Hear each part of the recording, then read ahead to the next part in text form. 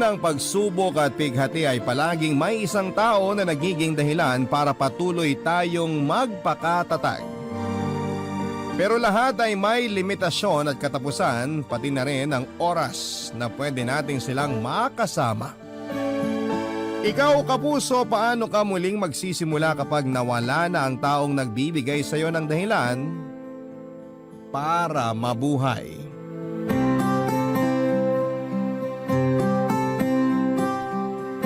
Dear Papa Dudut, may mga relasyon na sa sobrang tagal na ay minsan ay pinalalamig na lamang ng panahon. Hanggang sa unti-unti ay hindi nyo na halos maramdaman ang unang dahilan kung bakit nagsimula ang relasyon ninyo. At tanging panghihinayang na lamang ang dahilan kung bakit nagpapatuloy pa ang lahat sa pagitan ninyong dalawa. Panghihinayang at responsibilidad na lamang ang tanging kinakapitan para pareho kayong hindi bumitaw sa lumalabo ng relasyon. Hi Papa Dudut, ako nga pala si Ella, isang online seller ng pabango.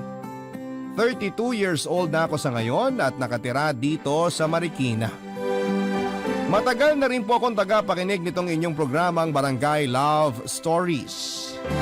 Hindi ko na nga po mabilang kung ilang beses akong naiyak sa mga sulat na inyong binabasa. Bukod sa mababaw talaga, ang mga luha ko ay talaga namang nakakaantig ng damdamin ng kwento ng ating mga kabarangay na nagpapadala ng kanilang mga sulat. Kaya naman nag-decide ako na ibahagi din ang kwento ko sa araw na ito. Papa Dudut, first boyfriend ko ang asawa kong si Joe. Pakiramdam ko nga ay siya talaga ang soulmate ko. Pareho kasi kami ng zodiac sign at magkasunod ang araw ng birthday namin, tapos marami ang nagsasabi na magkahawig na raw kaming dalawa. Noon pa man ay naririnig ko na rin na kapag magkamukha daw ang magkarelasyon, sila rin daw ang nagkakatuluyan. At yun nga ang nangyari sa aming dalawa, Papa Dudut.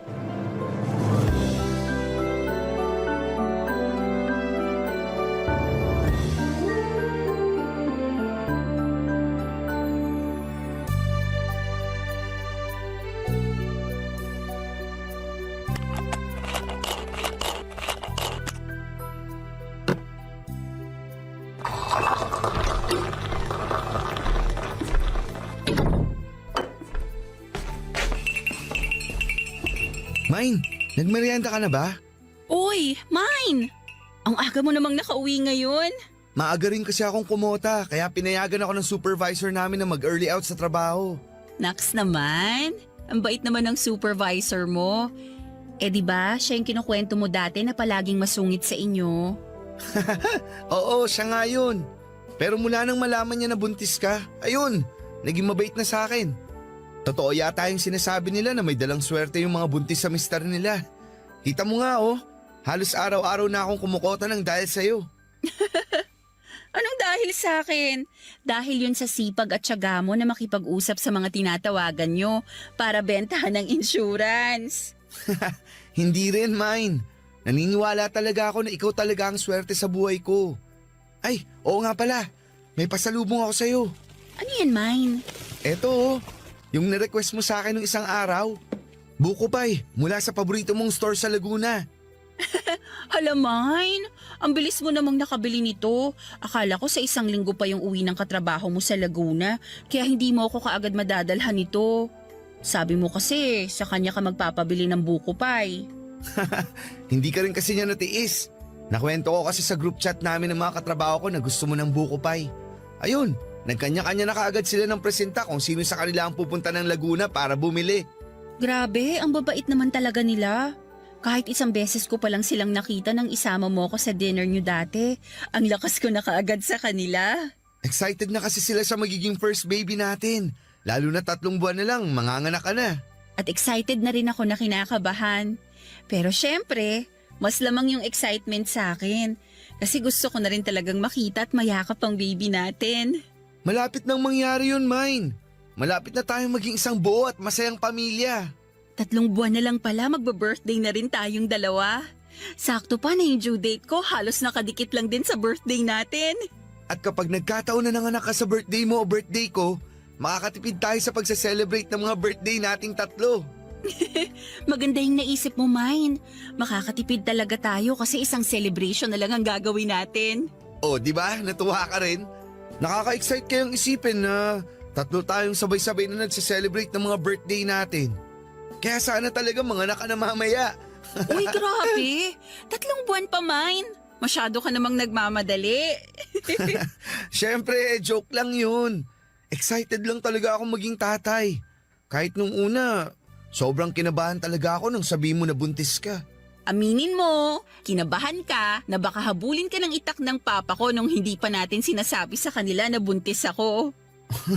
Oo, isa talaga yung sa pinakamalaking dahilan ko. Pero ang talagang kinatakutan ko noon, baka hindi ko mabigay sa'yo ang lahat ng kailangan mo at ng magiging anak natin. Bakit parang bigla namang lumungkot yung boses mo? Alam mo, Mine, mula noon hanggang ngayon, wala akong pinagsisisihan na ikaw yung pinili kong mahalin. Lalo na dito sa pinagbubuntis ko. Kasi sigurado ko na hindi mo kami pababayaan ng magiging anak natin. Basta, tutuparin ko yung pangako ko na pagbubutihin ko sa trabaho para mabigyan ko kayo ng magandang buhay ng baby natin. Ay, kainin na nga natin tong buko pie na dala ko at baka maiyak pa ako sa pag-uusap natin to eh.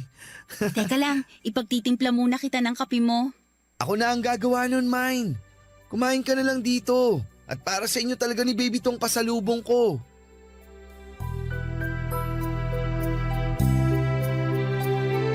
Papadudot, nasa second year college ako at third year naman si Joe nang mabuntis niya ako. Pero hindi siya nagdadalawang isip na panagutan ako noon dahil nasa tamang edad na rin kaming dalawa. Nagkasundo mga magulang naming pareho na ipakasal na kami sa isa't isa na hindi namin tinutulan pa.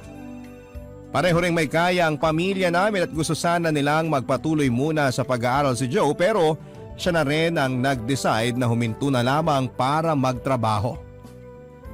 Kinuha naman kami ng malilipatang bahay ni na Daddy na mura lamang ang upa at binigyan nila ako ng puhunan para makapagsimula ng online business ko na pabango.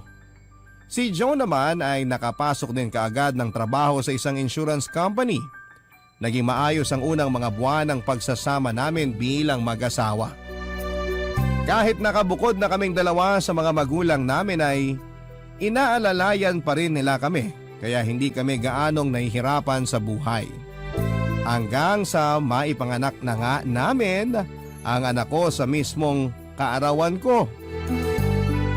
Iba pala talaga kapag may anak ka na, Papa Dudut. Kasi parang doon pa lamang talaga nag-uumpisa na nararamdaman namin ni Joe na kailangan na naming maging totoong responsable sa mga bawat kilos namin. Noong umpisa ay magaan pa kahit papaano ang lahat sa aming tatlo ni Joe at ng anak naming si Maricel. Kaya lang habang lumalaki si Maricel at lumalaki rin ang mga gastusin, doon na nag-umpisa ang pagtatalo namin ang asawa ko. Tungkol sa mga gastusin, gawaing bahay, oras para kay Maricel at kung ano-ano pang bagay na minsan ay parang wala na masyadong sense na pagtalunan pa, Papa Dudut.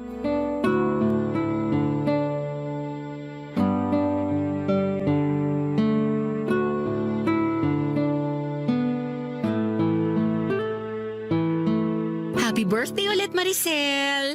Thank you po, Mami! Happy birthday din po sa inyo, pati na rin po sa inyo ni Daddy! Sana nagustuhan mo ang regalo namin sa'yo ng mami mo. Sobrang nagustuhan ko po kasi favorite cartoon character ko talaga itong nakadrawing sa pajama na binigay niyo sa akin eh. Thank you po dito sa pajama na to, Daddy! Tapos may bago na naman po akong dodrawingan na sketch notebook na galing naman kay Mami! Alam ko kasi na hobby mo talaga na mag-drawing. Kaya yan kaagad ang naisipan kong ibigay sa'yo. Thank you po talaga sa inyo, Daddy! Sobrang saya ko po ngayong birthday celebration nating tatlo. Ang gaganda po ng mga regalo niyo sa akin, tapos ang sarap pa po ng mga niluto ni Mami. Siyempre naman, basta para sa baby ko, mas lalo kong sasarapan ng mga luto ko. Tsaka yun naman talaga ang gusto naming mangyari. Ang mag-enjoy ka sa special na araw na to, Maricel. I love you, Mommy. I love you, Daddy. Payakap nga po sa inyo. We love you, anak. Love you, anak. Oh, magpalit ka na muna ng damit mo, anak. At medyo pinagpawisan na tong suot mo. Medyo lumalalim na rin ang gabi kaya kailangan mo na ring magpahinga. Sige po, papasok po muna ako sa kwarto ko para makapagpalit po ako ng pantulog ko. Okay, sige anak. Mabuti naman na tumabot ka pa sa birthday celebration ng anak natin. Akala ko ba tapos na tayo sa topic na yan? Nagsorry na nga ako kanina, di ba? Hindi ko naman ginusto na medyo gabi nang uwi. Anong medyo gabihin? Alam mo ba kung anong oras ka na nakauwi dito sa bahay? Halos mag-aalas 9 na. Gusto ko na ngang mauna na kaming kumain ni Maricel kanina para hindi na siya mapuyat. Pero nakiusap lang siya na hintayin ka para sabay-sabay tayong hipan niyang kandila sa birthday cake na yan. Pero nagpaliwanag na nga ako kung bakit late na ako nakauwi. Masyadong mababa ang benta ng team namin kaya pare-pareho kaming kailangan na mag-overtime. Overtime! Overtime! Wala na akong ibang narinig mula sa iyo kung hindi ang lecheng overtime mo. Ella, pwede bang wag mo akong simulan? Pagod ako sa trabaho O bakit? Ikaw lang ba ang pagod? Baka nakakalimutan mo na may negosyo rin akong inaasikaso kahit nandito lang ako sa bahay. At ako pa ang nagluto ng lahat ng pagkain nandyan sa lamesa na yan. Sinabi ko naman sa'yo na umorder na lang tayo ng mga pagkain, di ba? Tapos ngayon, isusumbat mo pa na napagod ka dahil sa pagluluto mo? Parang kasalanan ko pa na gusto kong makatipid tayo kaya nagluto na lang ako. Wow ha! Thank you sa pag-appreciate ng effort ko, Joe. Saka alam mo, dapat nga magpasalamat ka dahil kahit nakalimutan mong bumili ng regalo para sa anak natin, nagawang ko pa ng paraan. Wala ka na ngang oras para kay Maricel? Tapos pati ba naman pagbili ng regalo? Makakalimutan mo pa? Kailangan ba pati yan isusumbat mo pa sa akin?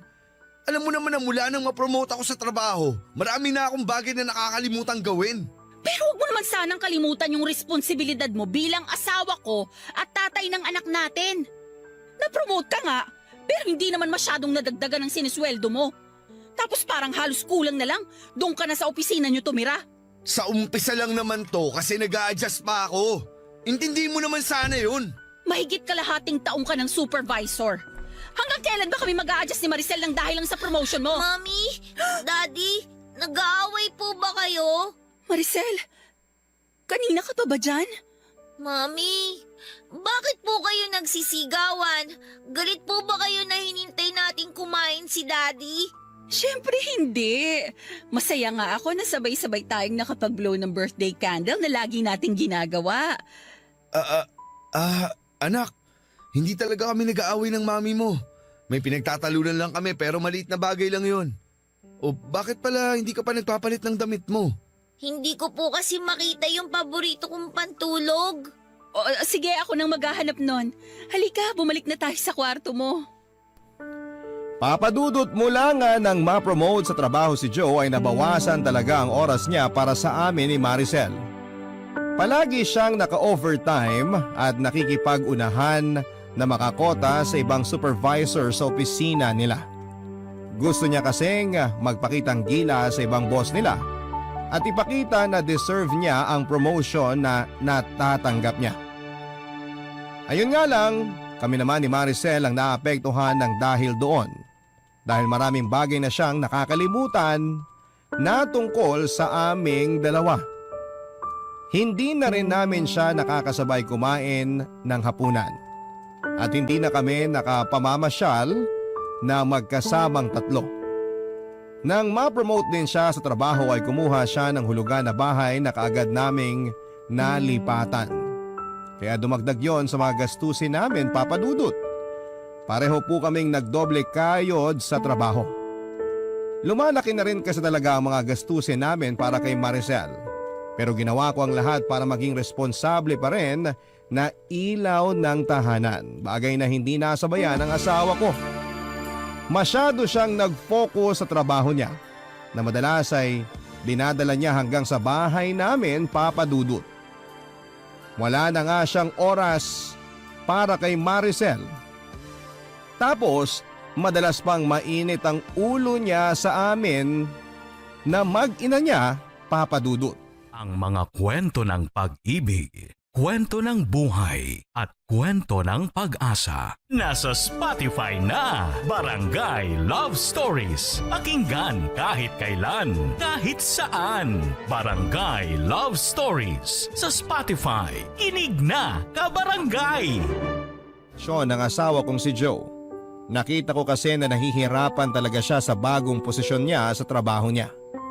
Kaya lang masyado na talaga siyang nilalamon ng trabaho niya. Kahit 2 taon na siya noon na supervisor, lalo lang lumala ang ugali niya na pagiging workaholic. Kaya naman mas lalo ring lumala ang mga pagtatalo naming mag-asawa. Papadudot hindi nagtagal ay nagdesisyon na kami ni Joe na maghiwalay na lamang. Ang dahilan namin ay hindi na lang tungkol sa pagiging workaholic niya. Mas dumami ang bagay na pinagtatalunan naming dalawa.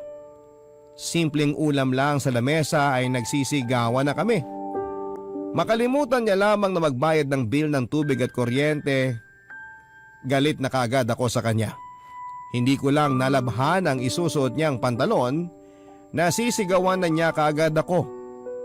Marami pa kaming bagay na hindi na pagkakasunduan sa bahay, Papa Dudut. At lahat yon ay maliit na bagay lamang talaga na para bang kami na rin ang nagpapalaki ni Joe. Kaya naman humantong na talaga kami sa paghihiwalay, Papa Dudut. Si Joe ang umalis sa bahay namin pero patuloy siya sa pagbibigay ng financial support para kay Maricel. Tinulungan naman ako ng parents ko na ipagpatuloy ang paghuhulog sa bahay na tinitirhan namin ni Maricel. At dahil matalinong bata ang anak ko, naiintindihan naman niya ang nangyayaring hiwalayan namin ng daddy niya. Ayun nga lang, habang tumatagal ay unti-unti rin siyang nahihirapan. Dahil lang kinalakhan niyang masayang pamilya ay bigla na lamang nawasak, Papa Dudut.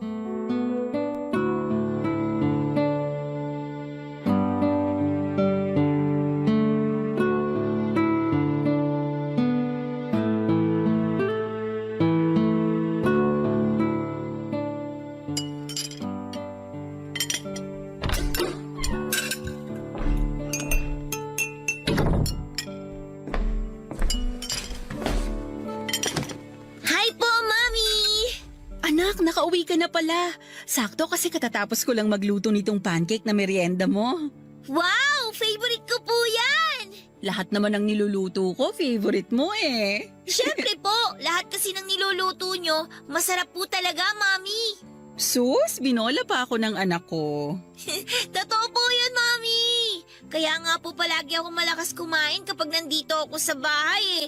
Kasi wala akong pinalalampas sa mga niluluto nyong pagkain para sa akin. Naku, mukhang may gusto ka lang ipabili sa akin ah. Wala po. Nagsasabi lang po talaga ako ng totoo. Umupo ka na nga dito nang makapagmerienda ka na. Sige po. Oh, eto na yung pancake at chocolate drink mo. Thank you, Mami. You're welcome, anak. Malapit na nga pala ang birthday mo. Birthday po nating 3 ni Daddy. Oo nga naman, birthday nating 3. Ano bang gusto mong gawin sa birthday natin? Gusto mo ba na i-invite natin ang mga classmate mo para makapag-celebrate ka kasama sila? Hindi na po. Alam niyo naman po na konti lang ang friends ko sa school namin eh. Eh di yung mga friends mo na lang ang invite natin. Busy po sila sa araw na yon. Ah, ganun ba? O sige, ipagluluto na lang kita ng paborito mong carbonara kahit wala tayong bisita. Yay! Sige po, Mommy! At saka para mas maging espesyal pa ang birthday mo, ano gusto mong regalo? Sabihin mo lang sa akin at ibibigay ko sa iyo yon. Talaga po? Kahit ano pong hilingin ko, bibigay nyo? Oo naman, basta ba kaya kong bilhin eh. Hindi nyo naman po kailangan gumastos sa regalo na gusto ko. Anong ibig mong sabihin, Maricel? Mami, yung gusto ko po sanang regalo sa birthday ko, yung makapag-celebrate po ulit tayong 3 ni na Daddy ng magkakasama kagaya ng dati. Nung 1 taon po kasi si Daddy ang kasama ko nung birthday niya sa apartment niya. Tapos nung birthday po natin, tayong 2 na lang po yung magkasama dito sa bahay. Maricel, naiintindihan mo naman siguro yung sitwasyon natin ngayon. Pati na rin yung tungkol sa amin ng daddy mo. Opo, naintindihan ko naman po, Mami. Pero baka po mapagbigyan niyo ako na makapag-celebrate ulit tayong tatlo ng magkakasama sa birthday natin. Yung sabay-sabay po tayong magbo-blow ng candle ng birthday cake natin. Tapos yayakapin niyo po ako ng mahigpit pagkatapos po nun. Sa totoo lang anak, hindi kasi ako sigurado sa magiging schedule ng daddy mo. Baka hindi rin siya pwede sa araw mismo ng birthday natin. Ganun po ba? Sayang. Miss ko na po kasi talaga yung pagsa-celebrate nating tatlo ng magkakasama eh. Miss ko na po yung mga oras na palagi tayong namamasyal. Kaya sana po mapagbigyan niyo ako sa hiling ko na yon. Kasi yun lang naman po talaga ang... Maricel, bakit? Anong nangyayari sa'yo? Mami, nahihilo po ako. Sumasakit po yung ulo ko. At saka, Oh! Maricel? Maricel, anak! Anak, gumising ka! Papadudod, sobrang nataranta talaga ako nang bigla na lamang mahimatay si Maricel na kaagad kong nasalo nang matumba siya mula sa kinakaupuan niya. Ilang beses ko pang tinapik-tapik ang pisngi niya pero hindi kaagad siya nagkaroon ng malay. At dahil wala naman akong kotse, kaagad ako humingi ng tulong sa mga kapitbahay namin para madala sa ospital ang anak ko. Mabilis ding nakarating doon si Joe nang tawagan ko siya. Nung una, sinabi ng doktor na anemic ang anak namin pero may mga test pa raw sila na kailangang gawin para sa kanya. At pagkalipas ng ilang araw, napahaguluhol na lamang ako nang malaman namin ang resulta ng mga test na yon, papadudot. Merong stage 3 leukemia ang anak naming si Maricel.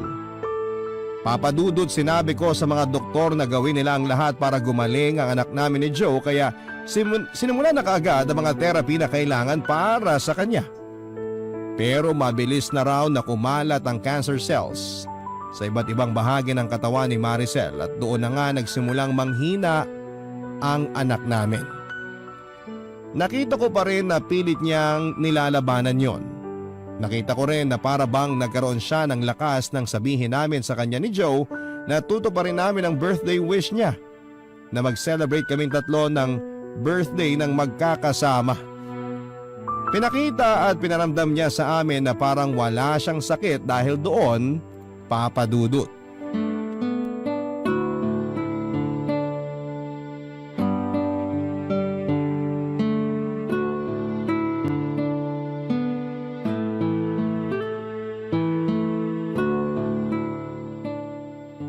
Oh Maricel, ready ka na bang hipa natin ng daddy mo ang candle dito sa birthday cake natin? Opo, Mami. Kanina pa po ako ready at excited na i-blow natin tong candle. Oh, ready na pala ang anak natin. Kaya hipan na natin to. Sige, 1, 2, 3! Happy birthday, Maricel! anak! Yay! Happy birthday din po, Mami, Daddy! Thank you po sa pagtupad ng birthday wish ko. Sobrang saya ko po na magkakasama ulit tayong tatlo ngayon. Siyempre, hindi namin pwedeng hindi to pa rin ang birthday wish ng nag-iisa naming baby. Daddy, hindi na po ako baby. 11 years old na po ako. Ah, big girl na pala tong baby namin. Sige nga, subukan ko nga kung big girl ka na talaga. Ha? Sinong big girl, ha? Ano, big girl ka na talaga? Ha? Alisin na po yung kamay niyo sa tagiliran ko. Eh sabi mo, big girl ka na eh. Dapat hindi ka na nakikiliti. Daddy naman eh. Joe, tama na yan. Baka masyadong mapagod ang anak natin. Eto na, bibitawan ko na siya. Si Daddy talaga. Palagi na lang ako kinikiliti kapag sinasabi kong big girl na ako. Doon kasi natin malalaman kung talagang hindi ka na baby. Maricel, islice mo na tong cake mo para makakain ka na rin. Mami, pwede po bang bukas na lang ako kumain ng cake? Ang sarap po kasi ng niluto niyong carbonara eh. Kaya naparami po yung kain ko kanina. Nabusog po tuloy kaagad ako. Sige, ayos lang anak. Itatabi ko na lang muna sa ref natin tong cake mo. Thank you po. Gusto ko na rin po magpahinga kasi medyo po inaantok na rin po ako. Okay, halika. Sasamahan na kita sa kwarto mo. Kaya ko na po ang sarili ko, Mami. Maiwan ko na po kayo dito ni Daddy. Thank you po ulit sa masayang birthday celebration ngayon, ah. Happy birthday po ulit sa inyo, Daddy. Happy birthday din sa'yo, anak. Papasok na po muna ako sa kwarto.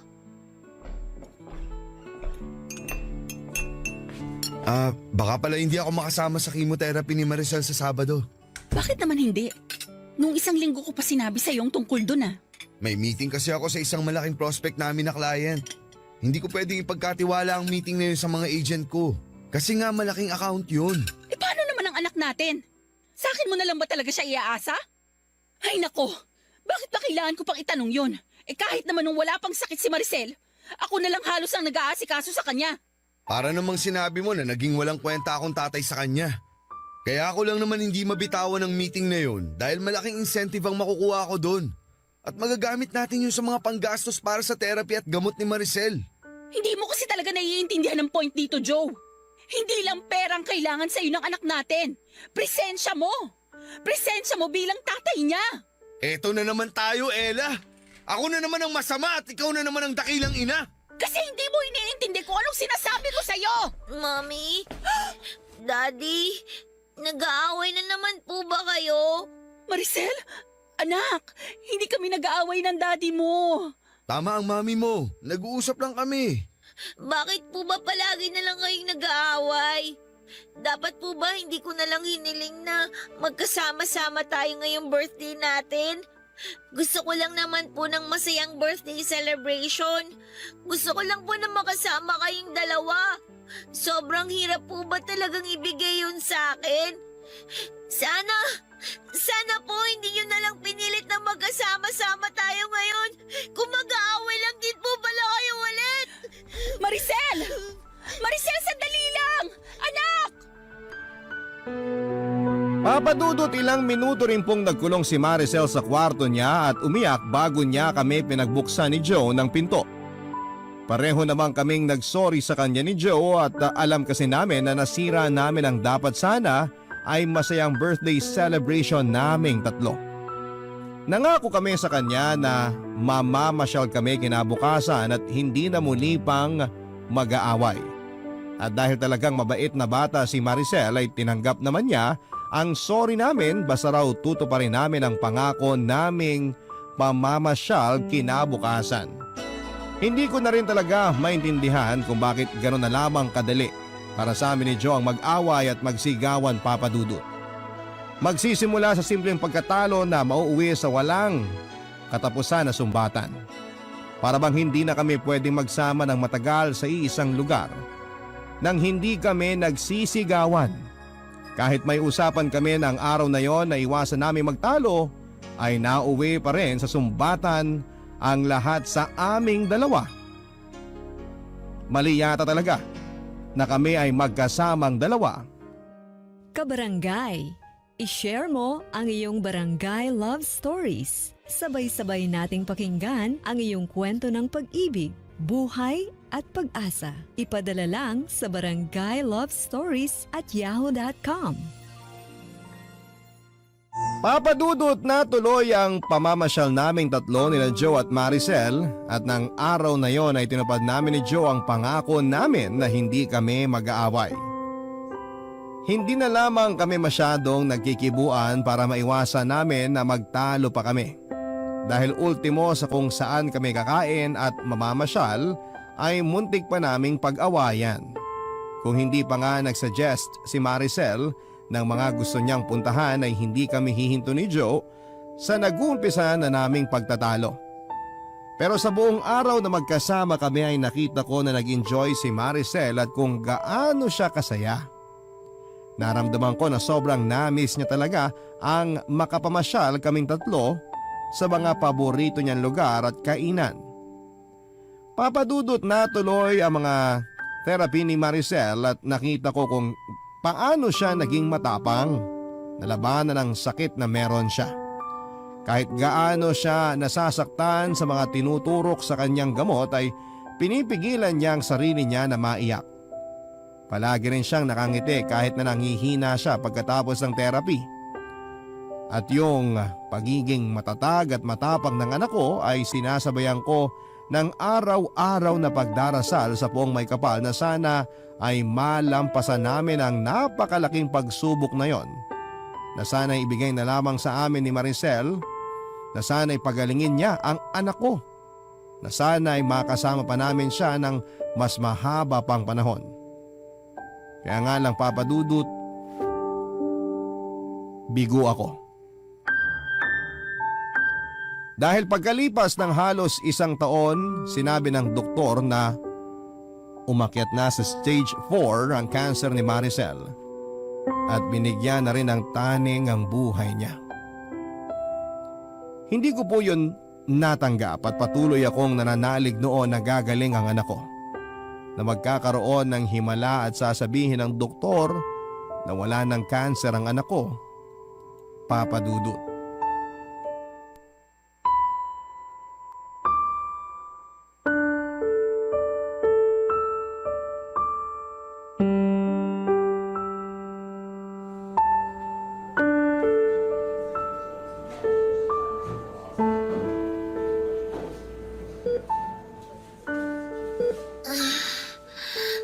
Mami, Anak, gising ka na pala. Kumusta na ang pakiramdam mo? bukod po sa medyo masakit yung katawan ko, maayos naman po ako, Mami. Gusto mo bang kumain na? May dala ako dito na paborito mong carbonara. Pwede ka naman daw kumain ito basta konti lang. Busog pa po ako. May prutas din dito. Baka gusto mo ng apple o kaya orange. Hindi po talaga ako nagugutom. Maricel, hindi ka pa kasi kumakain mula kagabi. Ipagbabalat na lang kita ng apple kasi gusto mong kainin to ng walang balat, di ba? Mami, sandali lang po. Bakit anak? Pwede po bang dito na lang po muna kayo sa tabi ko? Gusto ko po kasing maramdaman na hawak niyo yung kamay ko. Oo naman. Eto oh, hahawakan ko ng mahigpit ang kamay mo. Mami, alam niyo po, ang swerte ko kasi binigyan po ako ni Lord ng isang napakaganda at saka napakabait na mami na kagaya niyo. Manang-mana ka talaga sa daddy mo. Gusto mo na parati akong binubola. Hindi naman po pambobola yun. Totoo po yung sinasabi ko. Kaya nga po kung makikita ko si Lord sa heaven, paulit-ulit ko pong hihilingin sa Kanya na sana po, kayo po ulit ni Daddy ang maging parents ko. Ano ba yung sinasabi mo, Maricel? Hindi mo pa makikita si Lord kasi matagal pa tayong magkakasama-sama ng daddy mo. Mami, may hiling po sana ako sa inyo. Ano yun? Ibibigay ko kahit ano pa yan.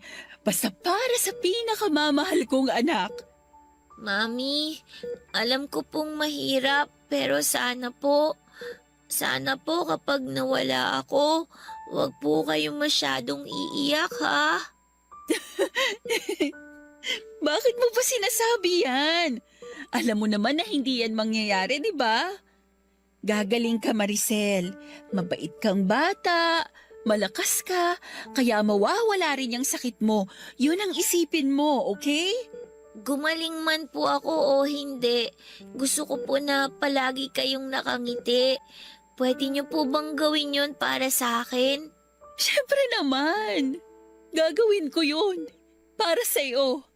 Sa tuwing ngingiti tong mga labi ko, ibig sabihin nun, ikaw ang nasa isip ko, anak. Kaya magpalakas ka palalo, ha? Para palaging ngumiti si Mami. Maricel, 2 buwan na lang. Birthday na natin. Magsi-celebrate pa tayo, di ba? Tayong 3 ng daddy mo. Sa bahay natin. At promise, gagawin naming pinakamasayang birthday celebration natin to. Okay lang naman po kahit hindi na tayo mag-celebrate. Ang mahalaga lang naman po sa akin, yung magkakasama tayo ni Daddy. Mami, sorry po kung nagagalit ako sa inyo ni Daddy kapag nag-aaway kayo ha. Sorry po kung naging pasaway akong anak sa inyo. Hindi mo kailangan na mag-sorry dahil kahit kailan, hindi ka naging pasaway at naging napakabait mong anak sa amin ng daddy mo. Kayo rin po ni Daddy, naging napakabait niyo po sa akin. Kaya paulit-ulit po akong nagpapasalamat na kayong binigay ni Lord sa akin. Mami, gusto ko na po muna ulit matulog. O sige, ayos na ba yung pagkakahiga mo? Opo. Okay, lalabas lang muna ako ha. Kukuha lang ako ng kape ko. Pero babalik din kaagad si Mami. Magpahinga ka lang dyan, Maricel, ha? Babalik ka agad ako. Sige po, Mami.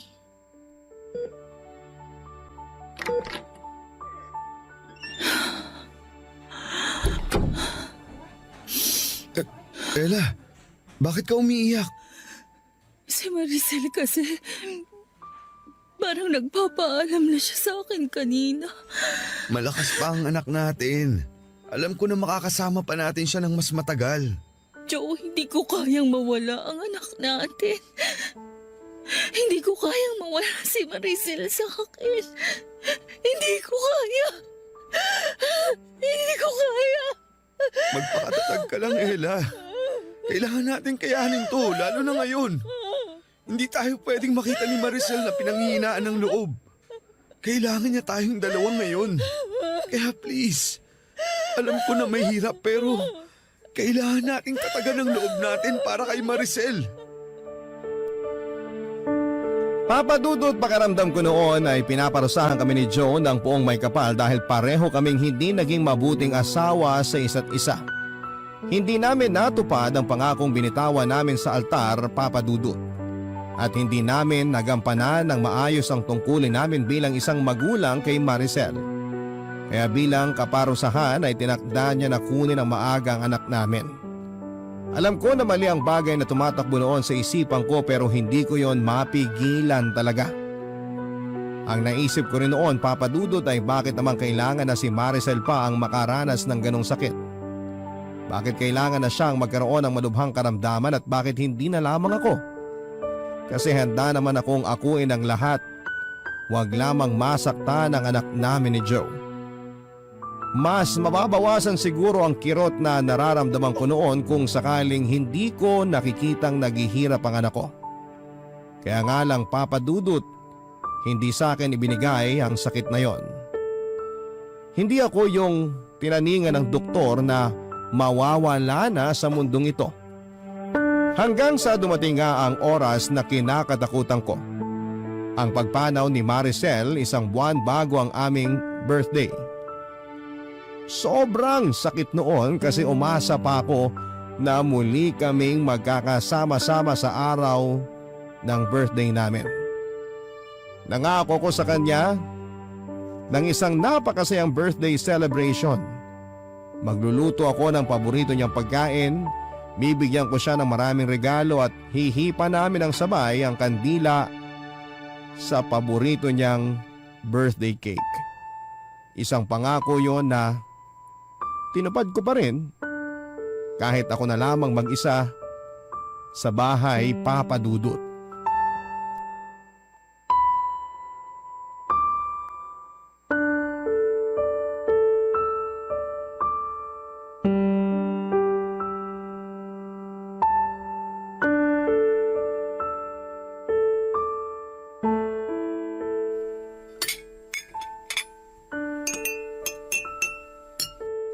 Ayos na siguro itong mga pagkain na nandito sa lamesa. May carbonara, fried chicken, buko salad, at saka strawberry ice cream. Sigurado ako na magugustuhan lahat to ni Maricel. Anak, nakikita mo ba itong mga inihanda ko para sa birthday nating dalawa? Lahat to paborito mo. Kaya ako nandito ka lang. Sigurado ako na sobrang matutuwa ka. Maricel, miss na miss ka na ni Mami. Payakap naman oh. Yakapin mo naman ako kahit sa panaginip ko lang. Miss na kita. Sobra. Ella? Ella, gising ka pa ba? Si Joe yun ah. Bakit pa siya pumunta dito sa bahay ng ganitong oras? Ay, pagbuksan ko na nga siya ng pinto.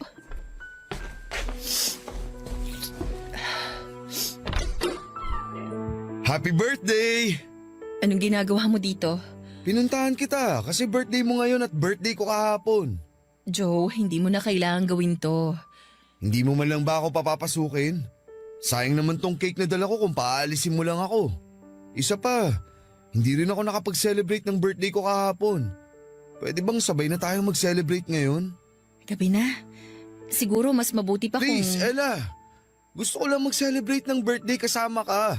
Kagaya ng ginagawa natin nung nandito pa si Maricel. Kahit ngayon lang. Pagbigyan mo sana ako. Sige, halika. Pumasok ka na. Salamat.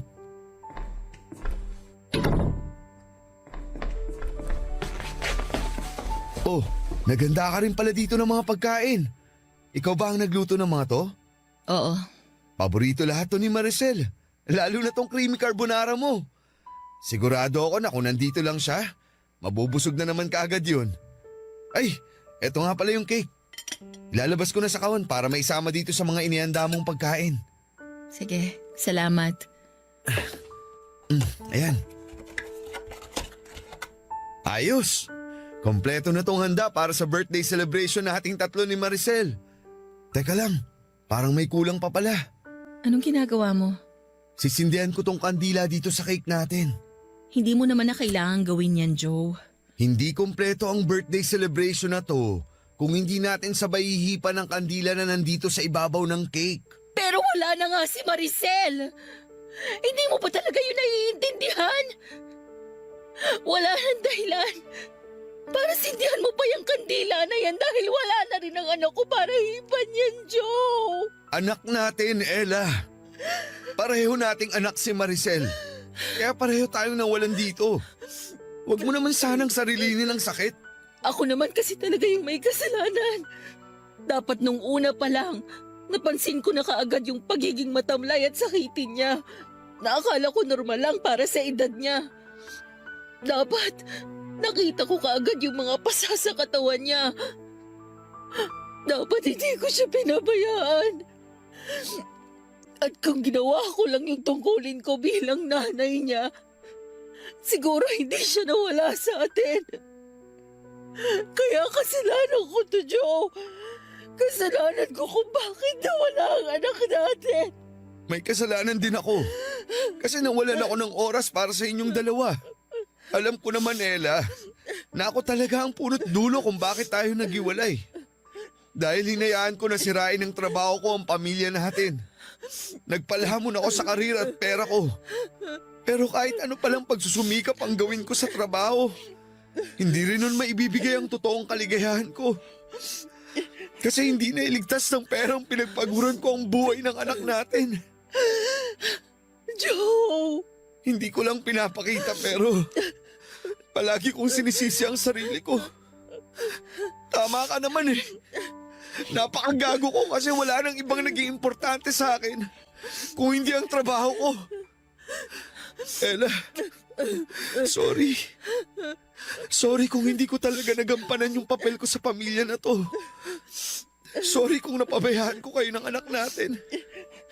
Pero please, hayaan mo akong bumawi sa'yo. Hindi pa naman huli ang lahat, di ba?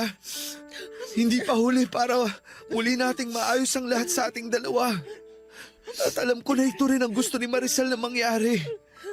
Ang magkaayos tayo at ang pamilya na to. Hindi ko alam.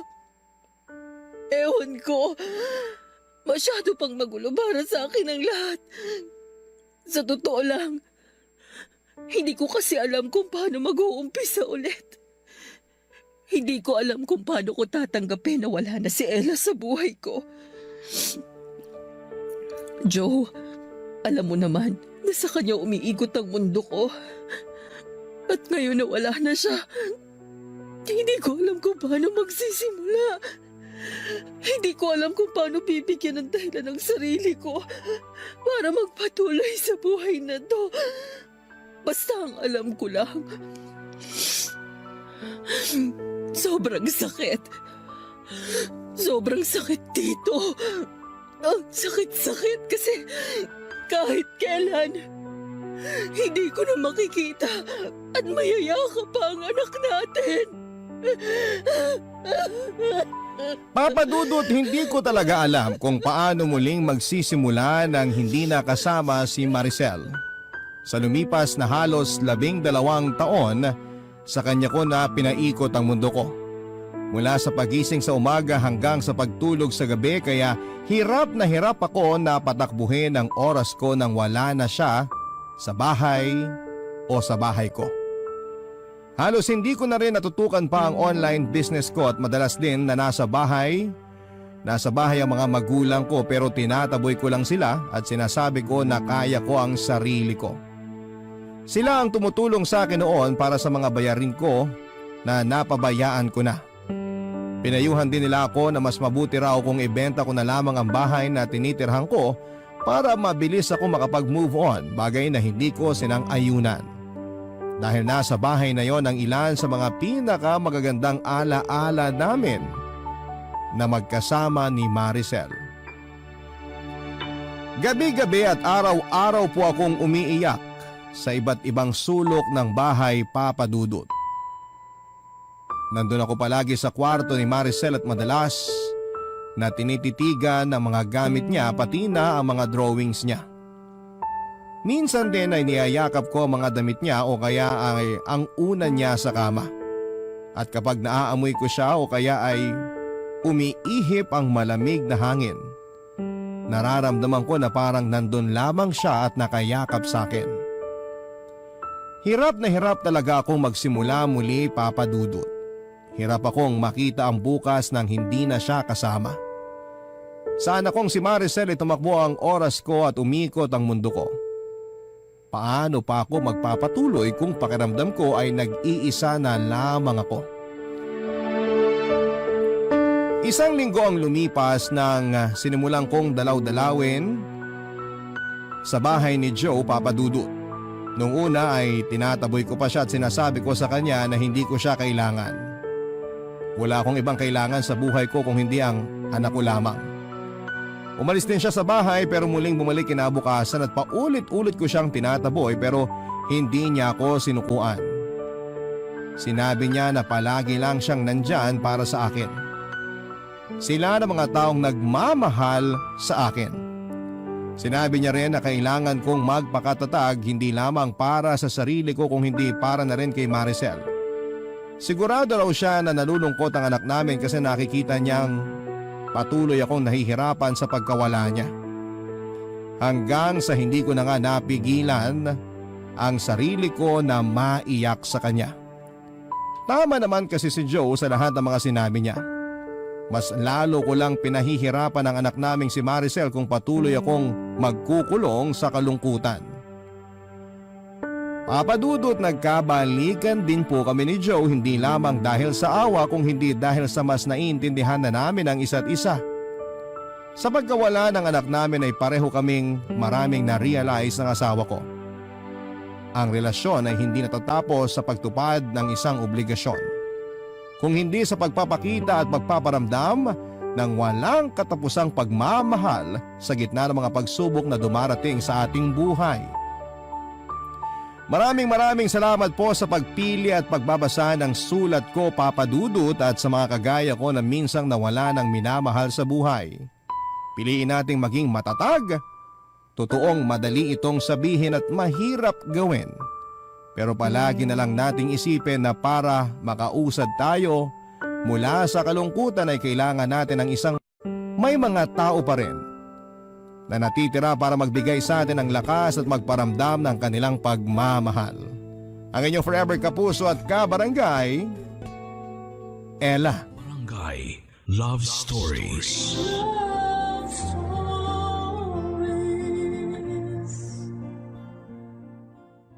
Barangay LS 97.1. 97.1. Number 1. Forever.